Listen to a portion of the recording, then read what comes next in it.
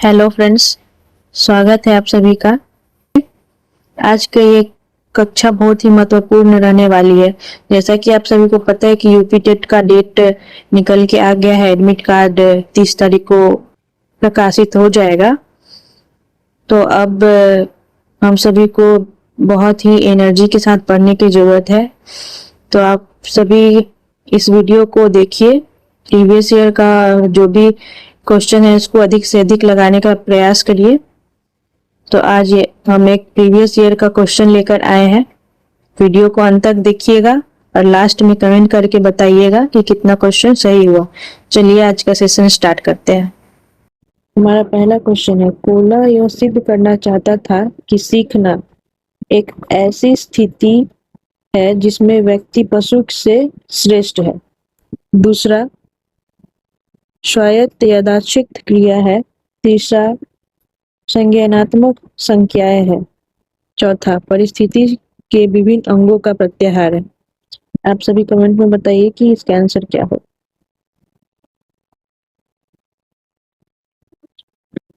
तो कोहलर जो थे, कोहलर एक मनोवैज्ञानिक थे जिन्होंने सीखना को सिद्ध किया था। सीखना को जो सिद्ध करना होता है वो कहा था कि एक संज्ञानात्मक संख्या है। फर्स्ट का आंसर हो जाएगा संज्ञानात्मक संख्याएं। तो चलिए, किसी भी नई भाषा को सीखने के लिए कहाँ से प्रारंभ किया जाना चाहिए। पहला है अक्षरों व शब्दों के माध्यम। दूसरा है वाक्यों के निर्माण से। तीसरा है शब्दों के निर्माण से। चौथा उपरोक्त में से कोई नहीं। तो हम सभी जानते हैं कि कोई भी नई भाषा जब हम लोग सीखते हैं तो उसके लिए हमको सबसे पहले शुरुआती अक्षरों का ज्ञान होना बहुत जरूरी होता है। क्या होता है? शुरुआती अक्षरों का ज्ञान होना बहुत जरूरी होता है। जैसे कि मान लीजिए हम लोग को अंग्रेजी सीखना है, तो अंग्रेजी के लिए सबसे पहले हमें ABCD आना जरूरी है। अक्षरों का ज्ञान होना जरूरी है। हिंदी सीखते हैं तो हिंदी के लिए क ख ग घ आ ई सीखना जरूरी है। तो हमें अक्षरों का ज्ञान होना बहुत जरूरी है। जब तक हम अक्षर का ज्ञान नहीं होगा हम कोई भी नई भाषा को नहीं सीख सकते हैं। तो इसमें हमारा आंसर क्या हो जाएगा? तो पहला, अक्षरों व शब्दों के माध्यम साहचर्य से। चलिए नेक्स्ट सवाल देख लेते हैं। तीसरा सवाल है हमारा,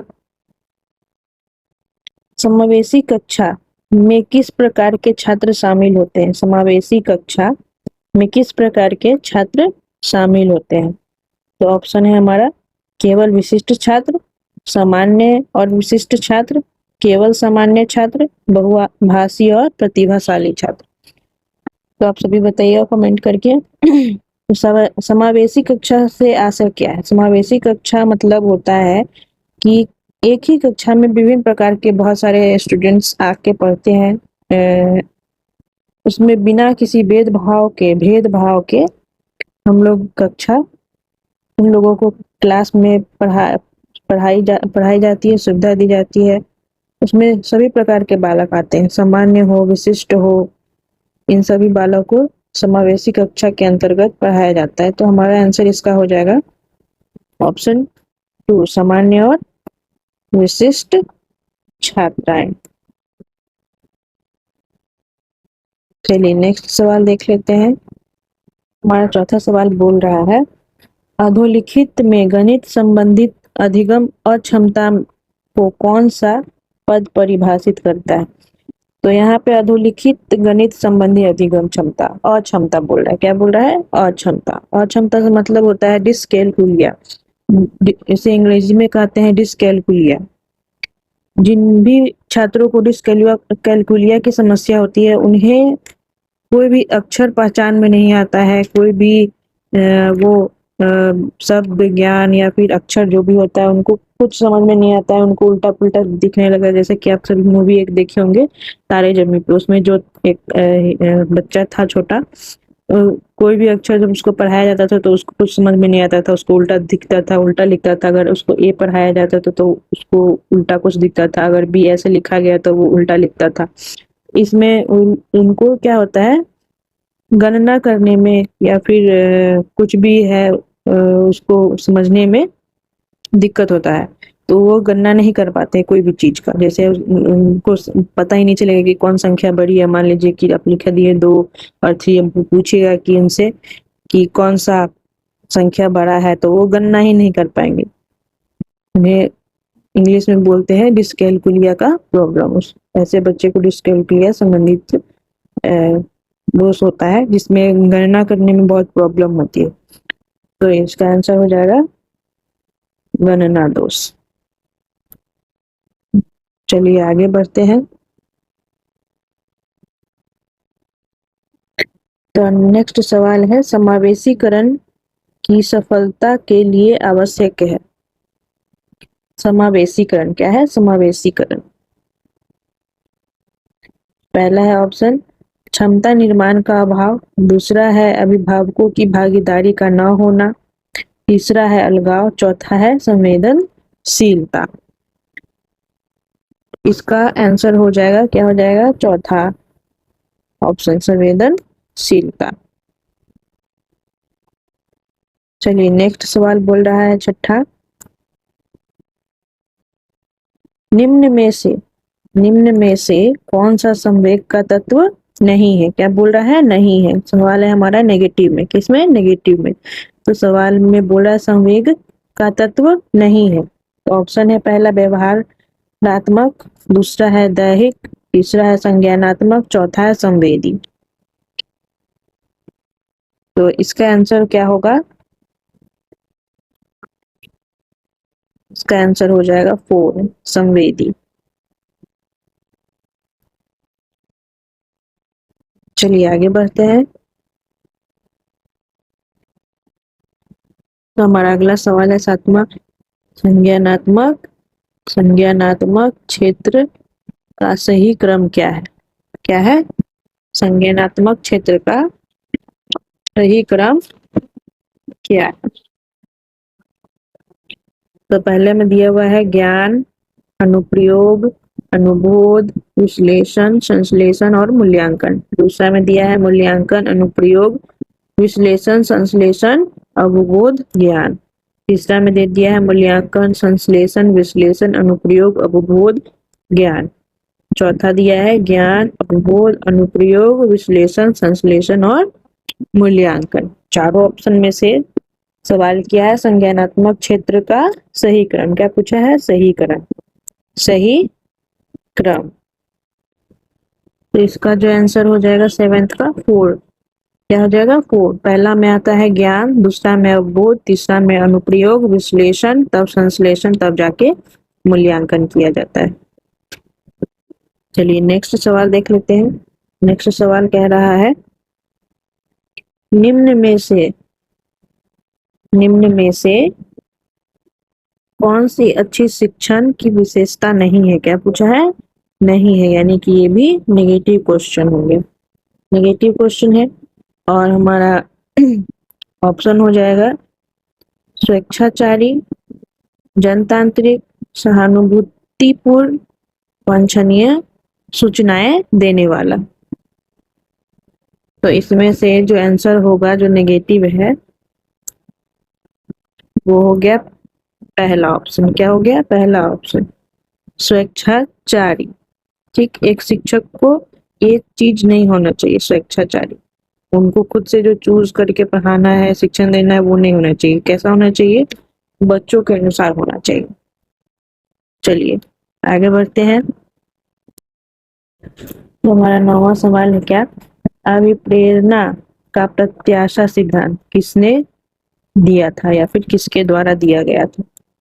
तो ये सब हमारे क्या है? मनोवैज्ञानिक है। मनोवैज्ञानिक में से पहला का नाम है Victor Vroom, Maslow, Herzberg, Skinner.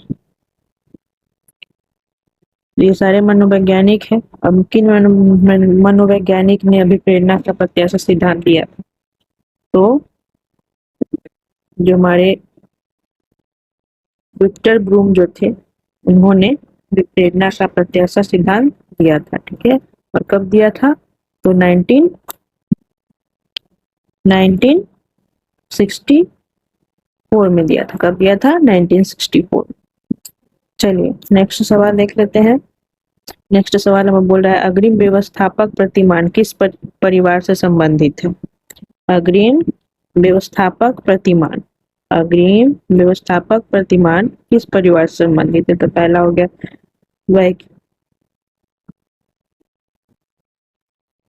गया वैयक्तिक, दूसरा होगा सामाजिक अंतःक्रिया, तीसरा हो गया सूचना प्रक्रियाकरण, चौथा हो गया व्यवहार परिमार्जन। तो किससे संबंधित है?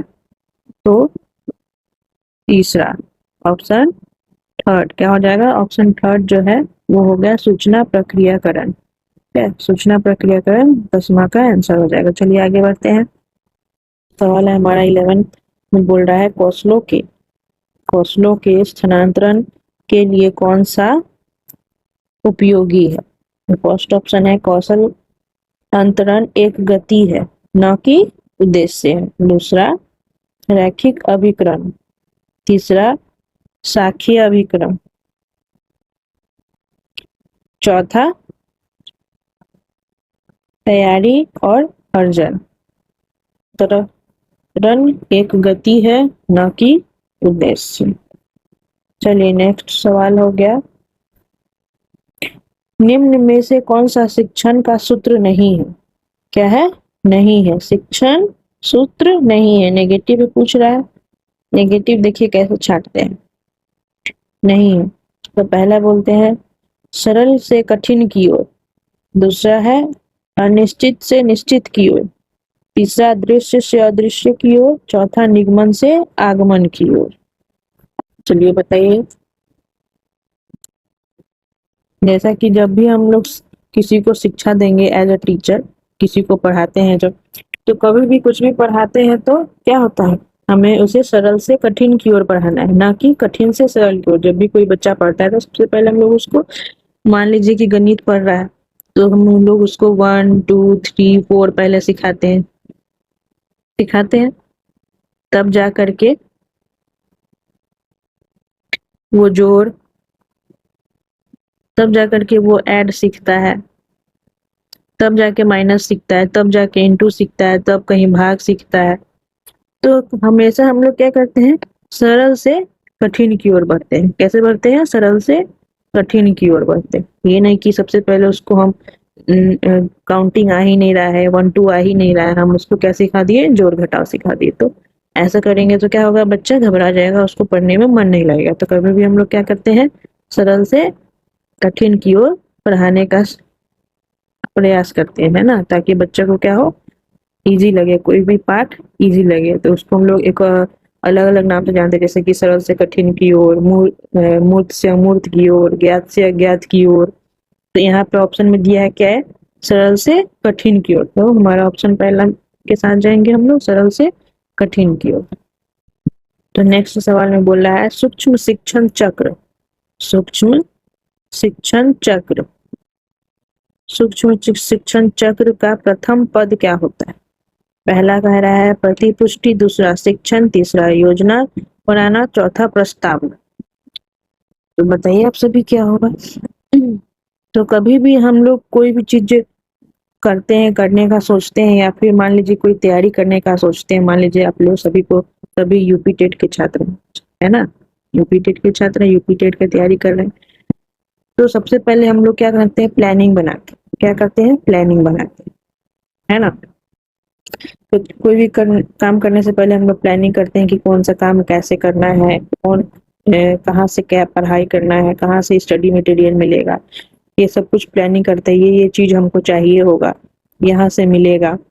उसके बाद प्लानिंग करने के बाद फीडबैक लेते हैं, पाठन लेते हैं, पुनर्योजना करते हैं, पुनर्शिक्षण करते हैं, तब जाके पुनः फीडबैक लेते हैं कि हाँ ये सब चीज हम अच्छे से पढ़ रहे हैं कि नहीं पढ़ रहे हैं, कर रहे हैं कि नहीं कर रहे। तो कोई भी चीज, मान लीजिए कोई भी बिजनेस ही क्यों ना करना, कोई भी चीज का तैयारी ही क्यों ना करना हो, सबसे पहले हम लोग क्या करते हैं, प्लानिंग बनाते हैं। क्या करते हैं? प्लानिंग करते हैं, है ना, प्लानिंग बनाते हैं।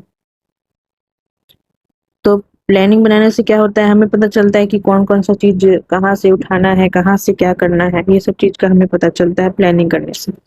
ये नहीं कि गए कोई भी चीज का हमको अनुभव नहीं है, अंदाज नहीं है, और जा करके क्या कर रहा है, हाथ पैर मार रहे हैं। तो ये चीज नहीं करना है। तो कोई भी चीज पढ़ाने से पहले या फिर पढ़ने से पहले हम लोग क्या करते हैं, योजना बनाते हैं। क्या करते हैं, योजना बनाते हैं। तो तीसरा का आंसर हमारा क्या होगा, योजना बनाना। क्या होगा, योजना बनाना। चलिए नेक्स्ट सवाल पर जाते हैं। निम्न में से कौन सा अवबोध स्तर की शिक्षण में शामिल है। क्या होगा, अवबोध स्तर के शिक्षण में शामिल है। तो पहला हमारा हो गया पृथक्करण, दूसरा हो गया अनुप्रयोग, तीसरा हो गया तुलना, चौथा हो गया अन्वेषण। तो बताना है कि अवबोध स्तर के शिक्षण में कौन सा चीज शामिल है। अवबोध स्तर का शिक्षण जिसमें क्या होता है, बच्चों की सूझबूझ इसमें उत्पन्न होती है। ठीक है, बच्चे समझे, अधिक से अधिक उनको अवसर मिले, उन्हें ही कहते हैं। ठीक है, तो इसमें हमारा आंसर हो जाएगा चौथा। क्या हो जाएगा, चौथा अन्वेषण। अन्वेषण को शामिल करने से क्या होगा, अब बोध स्तर अच्छा होगा। अगला सवाल कह रहा है शैक्षिक सुधारों में प्रभावी विकेंद्रीकरण तभी संभव होता है या फिर होगा जब खंड व संकुल स्तंभ केंद्र की भागीदारी बढ़े। दूसरा बोल रहा है स्थानीय संदर्भ व्यक्ति उपलब्ध हो। चौथा बोला अध्यापकों के पास संसाधन प्रसंगीकरण सामग्री की मौजूद हो। तो इसमें आप लोगों को दिया गया है, इसमें से बताना है कि कौन सा सही है। इसमें पहला तीसरा सही है या फिर पहला दूसरा सही है, दूसरा तीसरा सही है, या फिर सारे सही है, 1 2 3 यानी कि ऑल 30 सब सही है। कौन सा बताना है। तो देखिए शिक्षा को सुधारने का बात किया गया है। तो शिक्षा को सुधारने के लिए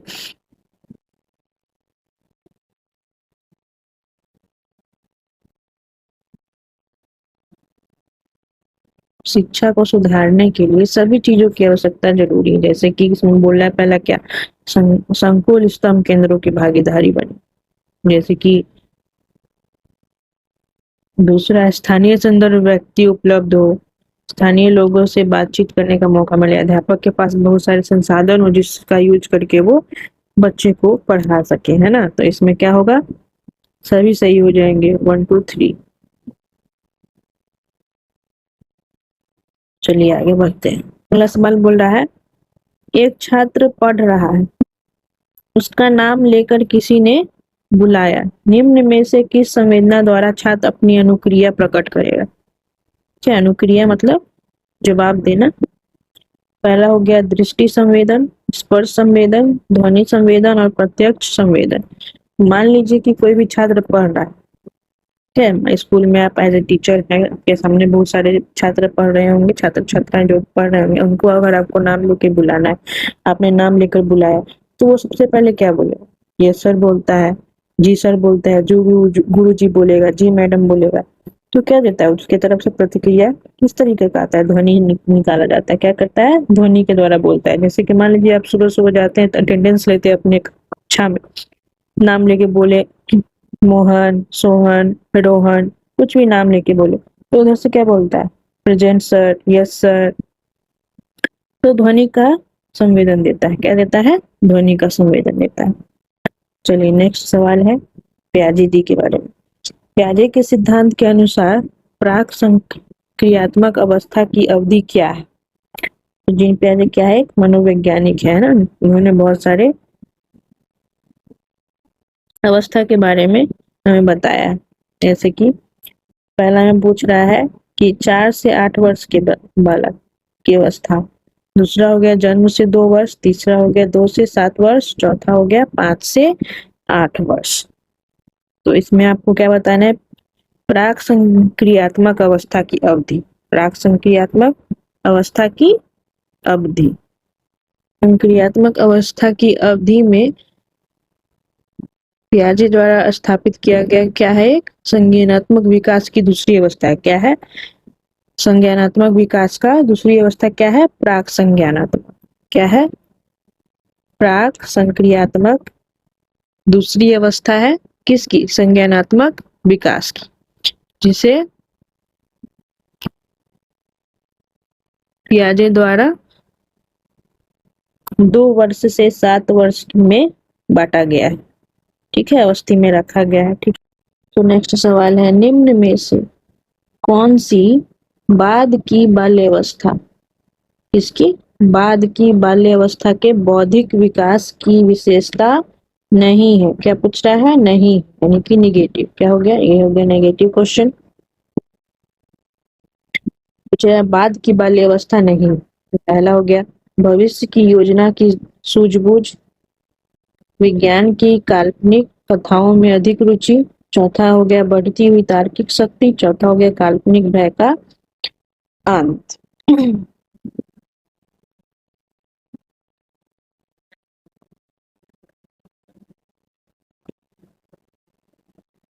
तो इसका आंसर हो जाएगा, नहीं पूछा है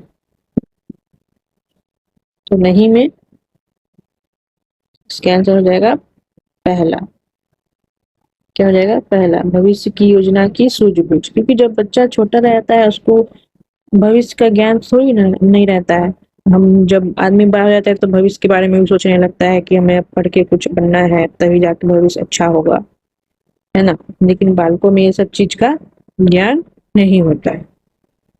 बच्चों में किस चीज का ज्ञान होता है? तो वो काल्पनिक कथाओं में रुचि लेने लगता है, लॉजिक के रूप में सोचने लगता है। जब अब बच्चे रहेगा तो बोलेगा कि तारा क्यों चमकता है ना। ये सब कल्पना में जीने लगता है।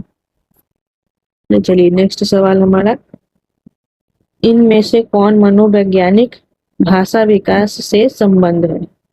ये हो गया पॉजिटिव क्वेश्चन, भाषा विकास से संबंध रखता है। इसके बारे में बताना है तो मनोवैज्ञानिक के बारे में बताना है। पॉजिटिव क्वेश्चन भी है और फैक्ट क्वेश्चन भी है, ठीक है। तो पहला मनोवैज्ञानिक है पावलोव, दूसरा है बीने, तीसरा है चॉम्स्की, चौथा है मॉस्लो, है। तो जो चॉम्स्की साहब थे हमारे, चॉम्स्की जो थे उन्होंने क्या कहा था? मनोवैज्ञानिक भाषा विकास से संबंध रखते, उन्होंने भाषा के बारे में बताया था, है ना। भाषा विज्ञान में इनका सबसे बड़ा योगदान रहा। चलिए अगला सवाल है डाइक। क्या थॉर्नडाइक जो है क्या है? मनोवैज्ञानिक है। क्या है? मनोवैज्ञानिक। थॉर्नडाइक ने अपने सिद्धांत को किस शीर्षक से सिद्ध किया था? जैसे कि हर मनोवैज्ञानिक अपना अपना सिद्धांत दिए थे, उसमें से थॉर्नडाइक जो थे वो किस शीर्षक पर कार्य किए थे, किस शीर्षक को वो सिद्ध किया था? तो पहला बता रहे ऑप्शन में संज्ञानात्मक सिद्धांत, दूसरा अधिगम के प्रयास एवं भूल, तीसरा संकेत अधिगम, चौथा स्थान अधिगम। तो थॉर्नडाइक ने किस चीज को सिद्ध किया था? तो थॉर्नडाइक ने किया था अधिगम के प्रयास एवं भूल पे, अधिगम के प्रयास एवं भूल पे। तो इन्होंने कब किया था? तो कब किया था? 1898 में। कब किया था? 1898 में इन्होंने एक अति महत्वपूर्ण सिद्धांत बताया। तो नेक्स्ट सवाल है हमारा, क्या है? गिरोह अवस्था। गिरोह अवस्था को हम लोग इंग्लिश में क्या बोलते हैं? Gang as. क्या बोलते हैं? गैंग एज, ठीक है। तो गैंग एज किस आयु वर्ग एवं विलंब विकास से संबंधित है? तो बताना है कि जब बालक कौन सी अवस्था में रहता है, जब गिरोह अवस्था में उसका रहता है, या फिर गैंग एज उसको बोलते हैं। तो पहला है 16 से 19 वर्ष एवं नैतिकता, 3 से 6 वर्ष, तीसरा हो गया 8 से 10 वर्ष, चौथा हो गया 16 से 19 वर्ष। तो किस वर्ष में बालक गैंग एज में आता है? 8 से 10 वर्ष के बच्चे जो होते हैं वो गैंग एज के अंतर्गत आते हैं, ठीक है। फ्राइड ने भी बच्चे को, इस आयु वर्ग के बच्चे को क्या कहा था? Latency period. क्या कहा था? Latency period. इस अवस्था में बच्चे क्या करते हैं? गैंग एज के अंतर्गत आते हैं। इसमें बच्चों का रुचि परिवार, माता पिता से बाहर, अपने दोस्तों तथा साथियों की ओर होने लगता है। उन्हें अपने साथ, अपने समूह के लोगों के साथ क्या करता है? रहना पसंद करता है। और देखते होंगे इस टाइप के बच्चे अपने ही एज के बच्चों के साथ दोस्ती करना पसंद करते हैं, कहीं आना जाना पसंद करते हैं।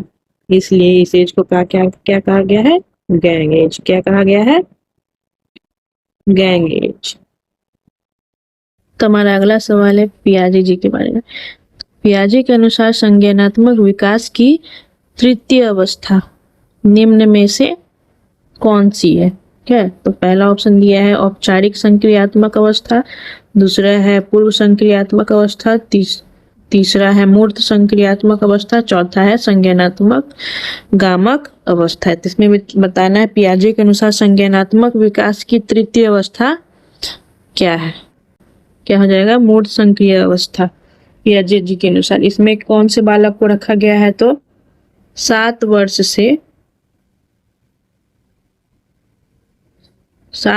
से 11 वर्ष के बालक को इसमें रखा गया। किसमें? तृतीय अवस्था में। किसमें? तृतीय अवस्था में। तो अगला सवाल है निम्न में से अधिगम में योगदान देने वाले मनोवैज्ञानिक कारकों में कौन सा शामिल नहीं है? क्या पूछ रहा है? नहीं है, शामिल नहीं है। तो पहला हो गया अधिगम की इच्छा, दूसरा प्रेरणा, तीसरा रुचि, चौथा हो गया विषय वस्तु का स्वरूप। तो इसमें बताना क्या था? अधिगम में योगदान देने वाले मनोवैज्ञानिक कारक में कौन शामिल नहीं है? तो मनोवैज्ञानिक कारक में कौन शामिल नहीं है, यानी कि नेगेटिव सवाल है ये। क्या? तो इसका आंसर हो जाएगा 4th विषय वस्तु का स्वरूप। क्या हो जाएगा? विषय वस्तु का स्वरूप। जैसे कि कोई भी बच्चे को जब हमको पढ़ाना है तो उसकी इच्छा के अनुसार पढ़ाना है, उसकी रुचि के अनुसार पढ़ाना है। ऐसा पढ़ाना है जैसे बच्चे को उसमें रुचि आए, ये नहीं कि विषय वस्तु का प्रारूप पहले ही दिखा दिया जाए कि हमको इतना इतना ऐसे ऐसे पढ़ना है। तो बच्चा क्या होगा?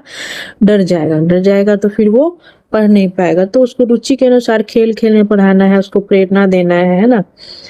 इसमें उसको अधिगम की इच्छा क्या हो? पढ़ने की इच्छा हो, रुचि जगे, है ना, प्रेरणा मिले, मोटिवेशन मिले।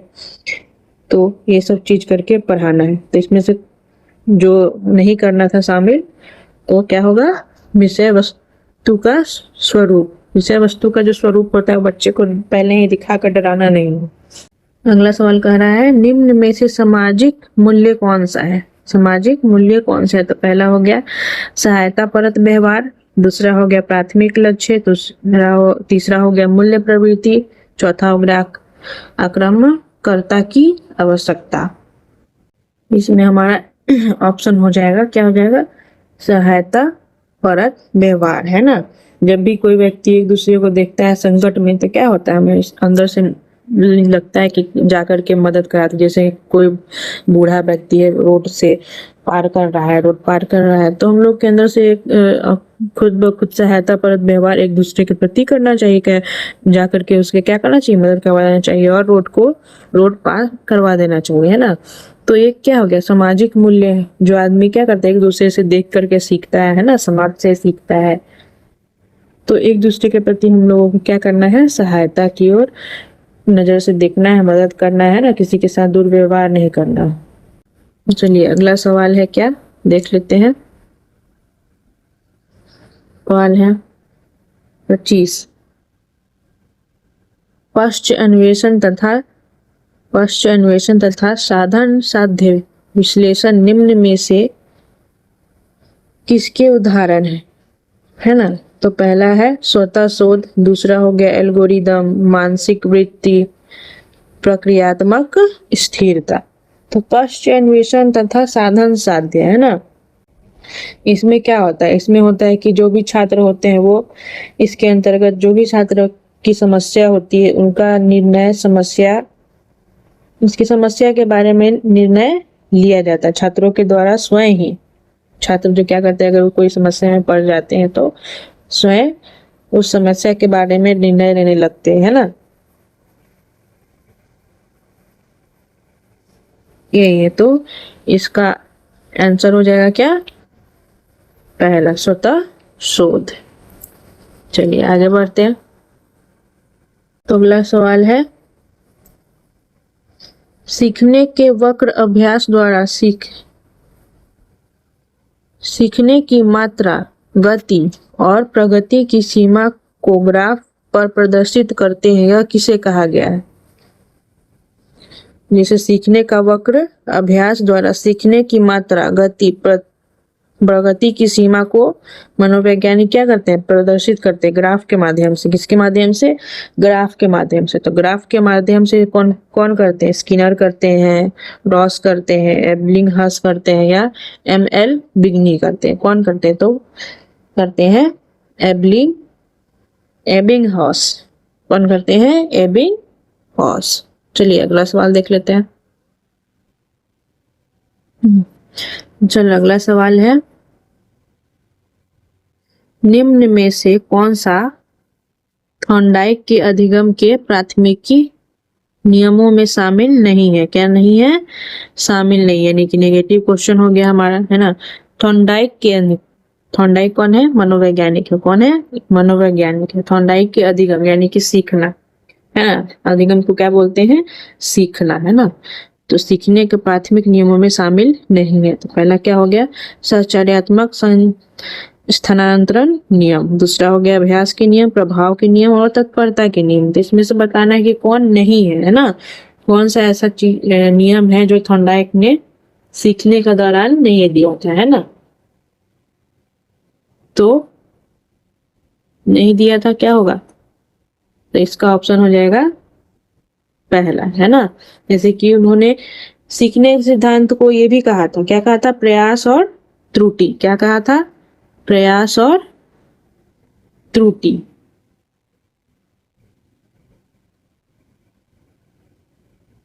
प्रयास और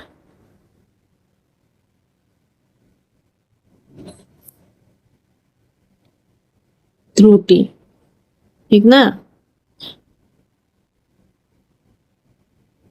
प्रयास और त्रुटि का सिद्धांत भी कहा गया है ना। किसने, थॉर्नडाइक के द्वारा कहा गया है ना। जिसमें क्या होता है, में कोई भी व्यक्ति सीखने का काम करता है, जब सीखने का जब काम करता है तो उसके सामने क्या होता है, विशेष प्रकार का उद्दीपक होता है ना, जिसमें वो सीखने के प्रति क्या होता है, प्रेरित रहता है। जिसमें कहा गया है क्या क्या, अभ्यास के नियम कहा गया है, प्रभाव के नियम, तत्परता के नियम, ये सब चीज को शामिल किया गया। लेकिन शामिल क्या नहीं किया गया, तो सहचर्यात्मक स्थानांतरण का नियम। तो हमारा आंसर क्या हो जाएगा, नेगेटिव पूछा था तो नेगेटिव का भाई नेगेटिव। चलो आगे बढ़ते हैं।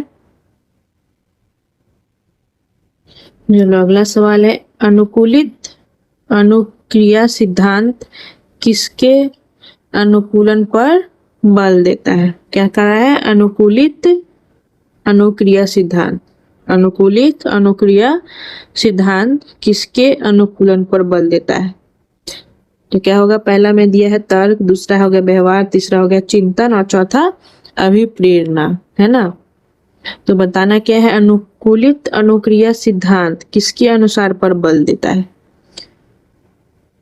तो जो रूस के एक मनोवैज्ञानिक थे, ठीक है, रूस के मनोवैज्ञानिक, उनका नाम क्या था, उनका नाम था पैवलोव।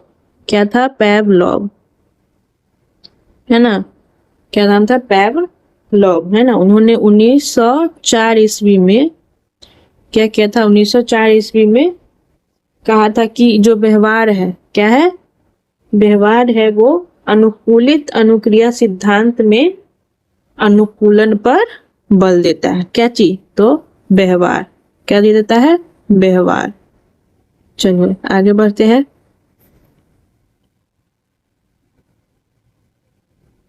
तो अगला सवाल क्या बोल रहा है, क्रिया प्रसूत अनुबंधन का दूसरा नाम है।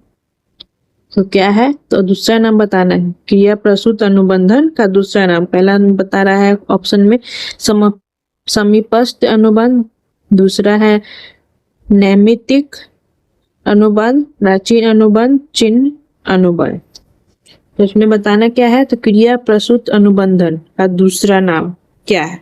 तो पहले तो क्रिया प्रसूत अनुबंधन का जो सिद्धांत है वो किसने दिया था, बीएफ स्किनर ने दिया था। किसने दिया था, बीएफ स्किनर ने दिया था, है ना। बीएफ स्किनर ने दिया था, ठीक। जिसमें इस सिद्धांत को उन्होंने क्या कहा था, नौमिक अनुबंधन का सिद्धांत भी कहा था, ठीक है। उसका दूसरा नाम क्या दिया गया था, नौमितिक अनुबंधन सिद्धांत। क्या होगा, नैमित्तिक अनुबंधन का सिद्धांत। और चलिए अगला सवाल देख लेते हैं। चलो अगला सवाल में बोल रहा है कि निम्न में से कौन सी अधिगम की एक विशेषता क्या है? नहीं है। क्या है? नहीं है, यानी कि नेगेटिव क्वेश्चन है, नहीं बताना। सीखने की विशेषता नहीं है। क्या है? अधिगम, यानी कि अधिगम का मतलब होता है सीखना, है ना। तो पहला बोल रहा है अधिगम का अवलोकन प्रत्यक्ष रूप से किया जा सकता है। दूसरा हो गया अधिगम व्यवहार में अपेक्षाकृत स्थायी परिवर्तन। तीसरा हो गया अधिगम प्राणी की अभिव्यक्ति है। चौथा हो गया अधिगम एक लक्षणमुखी प्रक्रिया है। तो इसमें बताना है कि सीखने की विशेषता नहीं है, यानी कि नहीं है। कौन सा नहीं है? ठीक, तो इन चारों में से जो ऑप्शन सही होगा वो आपको अपने कमेंट बॉक्स में बताना है। कहाँ बताना है? Comment box. ठीक है, तो चलिए आप लोग कमेंट में ये भी बताइएगा कि 30 में से 30 किनका सही हुआ, कितना, किसी ने कितना स्कोर किया, है ना। चलिए आज का सेशन यहीं खत्म करते हैं। धन्यवाद। जय हिंद।